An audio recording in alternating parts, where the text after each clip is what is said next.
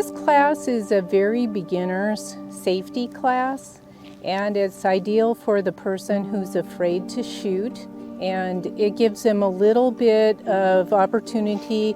They spend 1 to 2 hours in the classroom. We like to answer all their questions, and then we come to the range and give them a sample of how to shoot. Solid.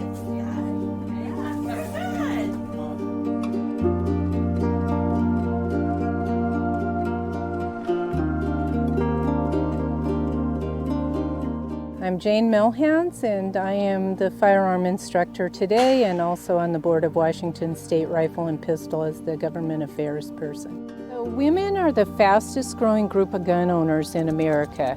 A lot of that has to do with the increase in crime, especially in our area in Washington State, where the crime rates are real high, especially here in the Puget Sound. So safe direction and not putting your finger on the trigger, you won't have this gun going off by itself. So I give up my time to help women so that they can safely protect themselves. I survived a home invasion by 2 men. They didn't know I was home. They came in my house and I shouted out a command to them, and they were in my kitchen and they pulled open the sliding glass door. One guy took off and the other froze on my back porch. So when he froze on my back porch, I stayed away from him enough to see if it was going to be a threat or not.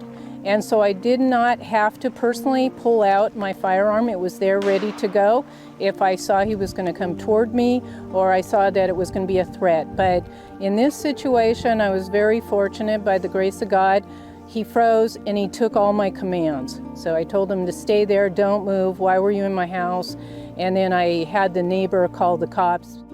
From that, people kept asking me, can you please show me how to shoot so I can protect myself? This is the good that came out of that. It helps women because we are easy targets, but at least a firearm levels the fight between us and our attackers.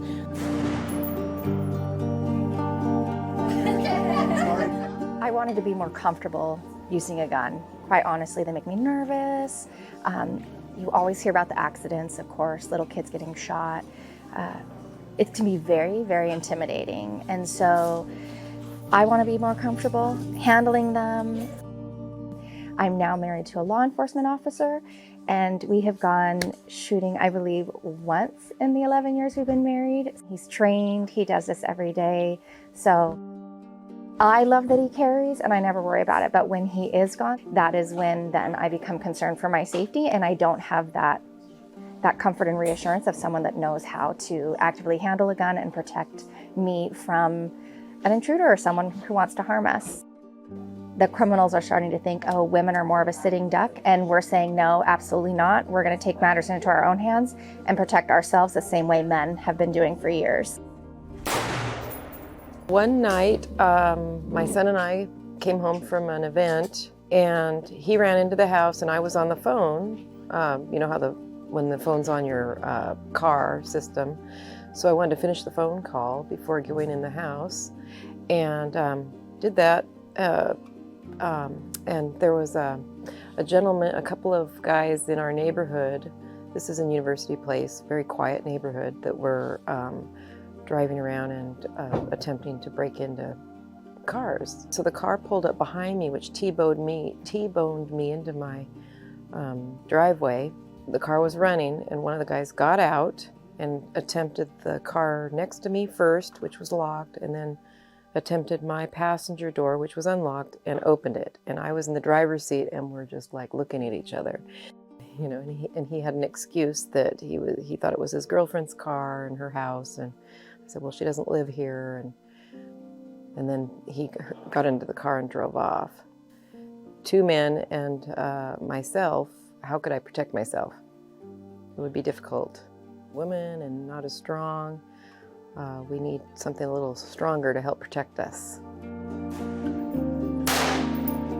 Women are want to take command of their situation. They still want to live their life, but they want to be able to protect themselves. And so being that they are the fastest growing group, you'll see they are the ones getting the most concealed permits right now. And again, they are the ones who are also the most popular rifle for them is the modern sporting rifle, which is sometimes referred to as an AR-15 or Armalite rifle. So I always ask in a class, what does AR-15 stand for? And the most common things are automatic rifle or assault rifle, and none of those are accurate. The pink one. The pink one? The pink one is the exact same gun as that one. Today I demonstrated shooting a bolt-action 30-06 hunting rifle, which has much more recoil, or shotguns, which are sometimes people say, oh, have that for home defense. A lot of recoil. It doesn't work for all women. The modern sporting rifle can adjust to fit our smaller frames. There's little recoil compared to the other rifles, and so it makes it safer for a woman, both in a home defense situation or if they're shooting on Rifle League or something like that. This bill prohibits the sale, import, distribution, or manufacture of any military-style assault weapon in the state of Washington starting today. I'm happy to say that. The ban will also ban .22 caliber rifles, which are your fun plinking rifles and going to the range and target shooting. The cartridges are real tiny, there's no recoil. Okay, does this look like a military rifle to you? No. And they're just a safe practicing firearm, and that one's going to be banned along with the modern sporting rifle, a little bit bigger cartridge. But your hunting rifle, the 30-06, bigger cartridge, is not going to be banned, and that's the one where the bullet would go straight through your wall if you used it for home defense. But as you saw, the recoil is very strong, and so it's not safe for a lot of women. They're targeting the wrong person. They're targeting us, the law-abiding firearm owners, instead of the criminals, because criminals will get their firearms. They don't care about the laws. There's already over 88 pages of laws in Washington State and 237 on the federal level. And criminals will buy their rifles through black market, drug deals, straw purchase, whatever, illegal means, and so the law won't impact them. But for a lot of women, it's taken away the personal protection option of choice that works best for them. And, you know, so the law is clearly discriminating against women. AR-15, it has been the weapon of choice. Assault weapons. To look at these assault rifles.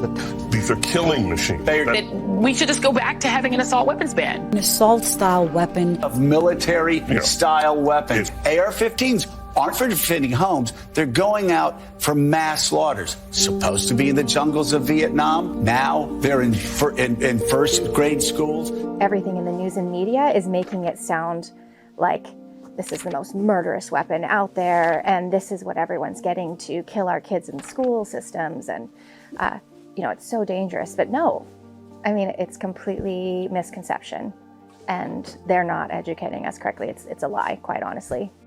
The misconception that the public and the news is leading the public to believe about firearms, these are not big, scary, automatic guns that are being banned in our state. The AR-15 is a semi-automatic. You can only send one bullet through at a time, and the public thinks otherwise, it seems like. The Constitution is there to protect us, and quite honestly, they're just continuing to disarm us, and that is not intended to be a pun. They really are. They want to take control. They're not educating the public accurately on what they are doing, and slowly they are taking away our rights. Want to do it again? Yeah, you should.